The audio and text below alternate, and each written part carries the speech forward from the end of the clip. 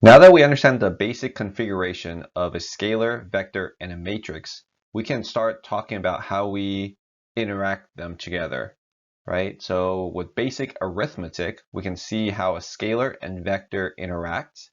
And then in future videos, we'll look at how vectors, scalars, and matrices interact. Now, the first thing we want to look at is how do we multiply a scalar by a vector? We have essentially already done this when we were looking at vectors. Remember that we defined a unit vector as the original vector divided by the magnitude of that vector. Remember, the magnitude of the vector is just the length of that vector. So we use the Pythagorean theorem to determine that. Square root of the x component squared plus the y component squared plus the z component squared. So this is a scalar. So 1 divided by this scalar of the magnitude of v multiplied by the vector v is what we're looking at here. Now remember that this magnitude v can be, right now we're looking at the vector v as having only 3 components, right? X, y, and z. Realistically, a vector can have hundreds, infinite amount of components, right? There is no limit to how many components it can have. If you were trying to find the magnitude of something with many terms, you would just take the square root of each term squared, the sum of each term squared, right? So it would be the first term squared plus the second term squared plus the third term squared plus fourth to however many terms squared, and take the square root of that, and that would be defined as the magnitude. So this is, you can generalize the definition of this magnitude. So if I wanted to take this scalar, 1 over the magnitude of v, and multiply that by the vector v, all I really am doing is taking the x component of the vector v, dividing it by that magnitude. And then the second term of my u vector will be the y component of v divided by that magnitude. And then the z component would be the z component of v divided by the magnitude. So it's taking whatever scalar you have and multiplying by to each term individually. So you'll end up with a magnitude, or sorry, with a vector that has the same amount of terms. It's just that scalars multiply each of these individual terms. Okay. Now, definition of a unit vector is that the magnitude of this vector u, this unit vector u, has a magnitude of 1. So we can check this. So if I check the magnitude of this, I'm taking the square root of the sum of squares of each of these terms. So the x component will be vx over the magnitude of v squared plus the vy divided by the magnitude of v quantity squared, right? So each of these terms plus the z component. And if I say I have a common denominator, the magnitude of v squared, and then I have the vx squared plus a vy squared plus a vz squared. Well, this term here is the same as what's in the square root. That's this magnitude component. So if I take the square of this square root term, I'm just going to have the same thing as I have in the numerator up here. So this definitely is equal to 1, right? So no matter what the vector is, I can define the unit vector in this way. So let's take a look at a couple of examples, and let's look at physically, what does it mean to multiply a scalar and a vector? So here's just, again, the same notation as I have here, right? So if A is a scalar and V is my vector I'm multiplying, then this A scalar is just multiply each of these individual terms. So then I end up with AVX, AVY, and AVZ, right? So it's pretty straightforward. So graphically, what does this look like? Let's say I have these 3 vectors, random vectors, 5, 3, 1, -2, and 2, 8. So this can be on my x component and my y component. This way I can graph them on this screen, and we can visualize what the effects are. Again, we can make these 3D, we can make it more terms, and it will still work the exact same way. Right? You just multiply that scalar to each of these individual terms. So if I graph 5, 3, we'll see in a second. And if I multiply this by 3, then I just say 5 times 3, 15. 3 times 3, 9. So graphically, and remember, so I'm going to show this vector not always at the origin. And it doesn't matter. It's the length of it that matters. And it's taking into account the x component is 5 from, right? You're treating the base of this arrow, this vector arrow, as your 0, 0 point. So from here to the head of the arrow is x equals 5. From here to here, the y component is equal to 3. That's all you need to match. So you can physically grab this arrow and move it anywhere. The length of it won't change, and the angle of it cannot change, right? If you rotate it, then you're changing the relationship between the x and y component. So here, when we're multiplying a scalar component here, all we're doing is changing the magnitude. The direction, right? The angle there, it has no rotation whatsoever. If there is any rotation, then the multiplication piece is done incorrectly because it's not consistent. It's a proportionality factor. Just like in the unit vector, this unit vector u and the original vector v will always lie along. If you can overlap them, they're going to be parallel or they can be overlapped when you graph them. That is by definition, and that's the purpose of defining the unit vector in this way. So if I multiply by 3, I'm basically just extending this vector 3, making it the magnitude 3 times. But as you can see, it overlaps directly. I can grab this red arrow and move it around. That's fine as long as I don't rotate it, and as long as I don't extend it, it's still going to be my h vector. All right, so let's take a look at this example. If I multiply this by 2, you get 2 times 1 is 2, 2 times negative 2 is negative 4. If I graph this, here I have my f vector. The x change is 1 here and negative 2, so we go downward direction. Okay, and then if I multiply this by 2, I can extend this by 2. Right? Graphically a simple concept, but just keep that in mind. Scalar multiplying a vector, the direction or the relationship between the x, y, z components are staying the same. The magnitude is the one that changes. Right? So last one here, let's say if I multiply this by negative 1. All right, so now we have a sign change. So it's going to lie along the same path because it's negative 1, right? Not negative 2, right? The magnitude itself actually stays the same. The direction of the arrowhead flips. So here's my 2, 8 original g vector. If I put negative 1, I could just move this arrowhead from this side to this side. Okay, the line itself has the same slope, right? But the direction is in the opposite direction, right? We're now going from base negative 2x, negative 8y component. So I want you to lie right on top so you can see that the magnitude stays the same, but I could move the base here down here and you can see it extend down this direction. So the next thing we'll take a look at is what if you add or subtract vectors from each other, two vectors. So in the previous slide, we looked at a scalar multiplying a vector, and we got a vector out of that. When we add or subtract vectors, right, two vectors, we'll still get a third vector from it. So let's say I have two vectors, a vector u and a vector v. And vector u has an x component of a y component of b, and the vector b has a x component c and a y component d. And if I add them, I basically need to take all my x components and add them together. And then I'll separately add all my y components together. Right? So u plus v, I just take the x component of u and add it to the x component of v, so a plus c. And then I take the y component of b and the y component of v. Oh, sorry, y component of u and y component of the vector v. So it's b plus d. So a plus c, comma, b plus d. So this is the new x component, and b plus d is the new y component, a plus c and b plus d. Okay, graphically, this actually, I think, makes even more sense, right? So if this is my u vector, and if I want to add vectors, I put the second vector, the base of that second vector at the head of the first vector's arrow.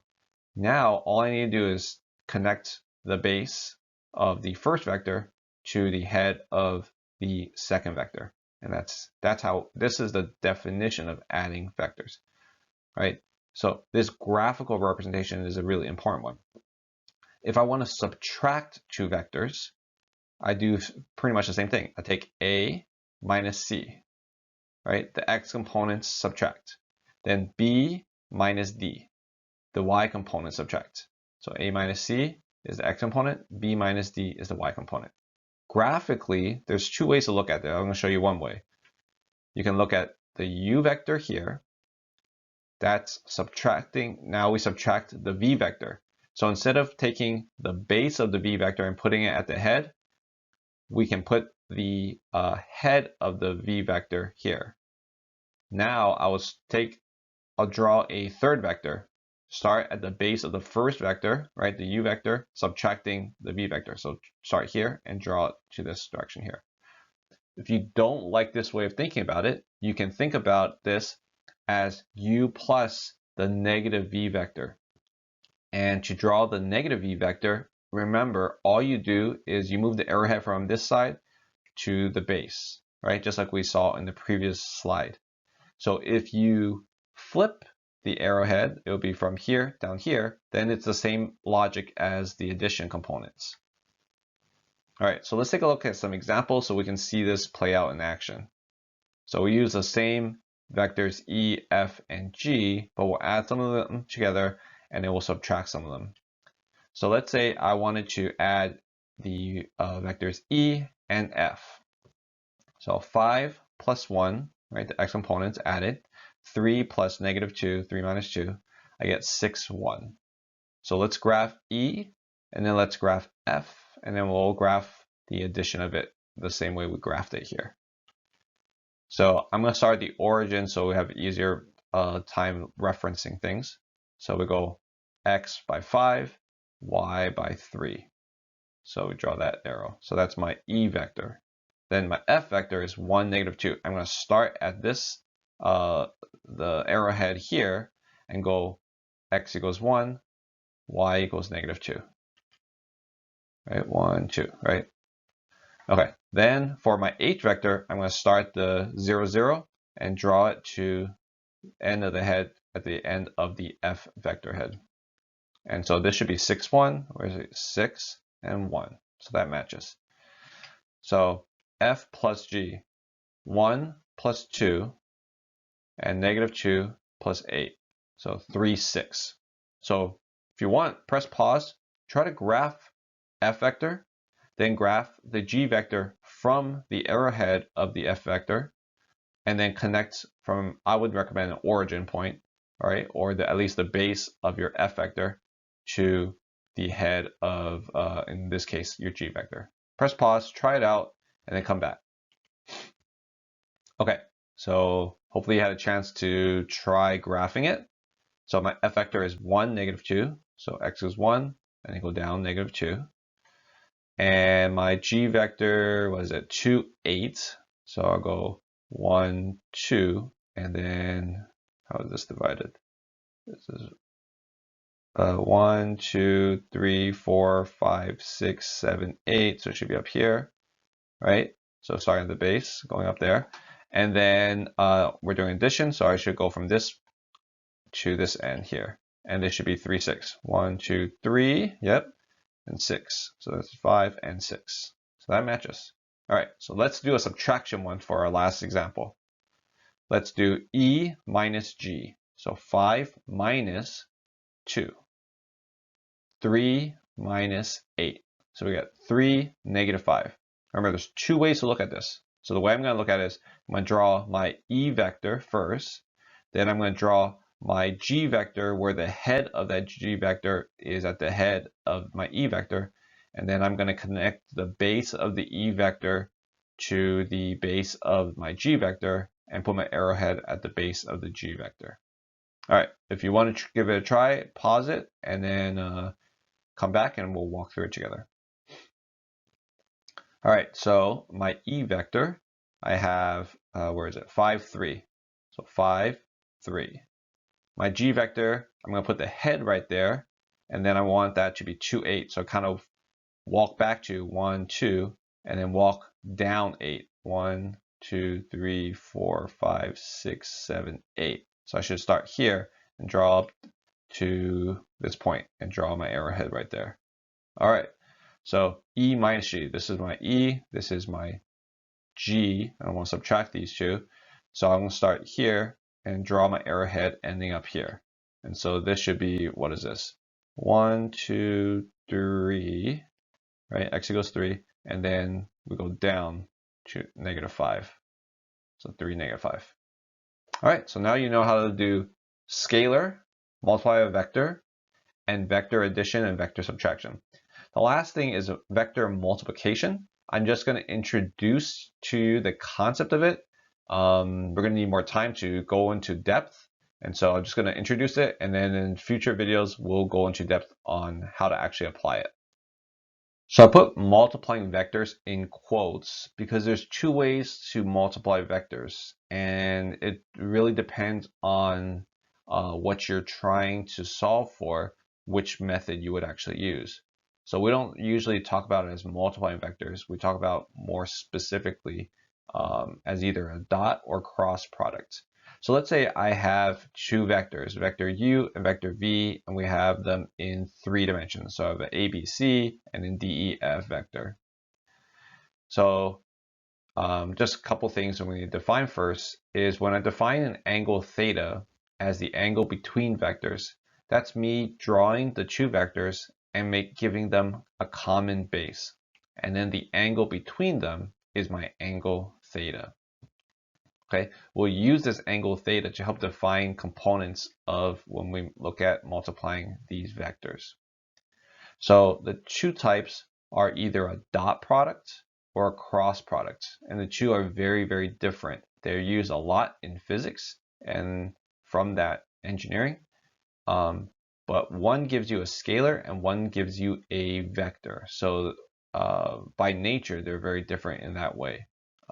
And what properties you actually are solving for are very different. So the dot product gives you a scalar. And so it looks like one of the vectors, and you put a dot in between it, and then the second vector. So this is the first type. So all you do is you take the x components and you multiply them together. Then you add that to the y components and you add them together, or multiply them together. Then you add that to the z components, multiply together. The result is the magnitude of the first vector multiplied by the magnitude of the second vector times cosine theta. So a common first example is work. Force times displacement. If force and displacement are directly on the same line, right? So if the u vector and the v vector are in the same direction, then theta will be equal to 0. Cosine of 0 is 1. Then it would just be the product of the magnitude of the force and displacement components. All right, that's why it's talking about it as overlap and in the same direction. We'll talk about this more in a future video. The second type of multiplication is a cross product. This one is a bit messier. This one gives you a vector, whereas a dot product gives you a scalar. And so it has x component, y component, and z component. Now what the true vector direction is n normal to the direction of the uv vector. So the uv vector can be anywhere in space, right? But if you put if you give it a common base, like here, right? I don't know if you can see with these pens. They're blurred out a bit, I guess. All right, so if you have two pens representing my vectors, and let's say down here where I'm holding them is the common base, then the angle here is theta. Then my normal vector will be coming out of the screen. So it doesn't matter which direction, it's always going to be normal to it. So I can always hold three, kind of like think of the x, y, z coordinate system. You can always hold the three so that they're all normal to each other. That's what this n vector represents. So as complicated as this looks, and we'll define certain terms to help make this makes more sense in the future videos, It's just the magnitude of u multiplied by the magnitude of v times sine theta in the nth direction, right? The normal direction. And so a good example of this is the torque vector. And so we'll talk about each of these in a future video. We'll talk about how a matrix multiplies by vectors, how a matrix multiplies a scalar as well, and all the physical representations and applications that we can look at there. All right, so a lot of fun things we can play around with vectors, solving multiple equations at the same time, but we got to build this foundational knowledge of how we do basic arithmetic before we can start looking into that.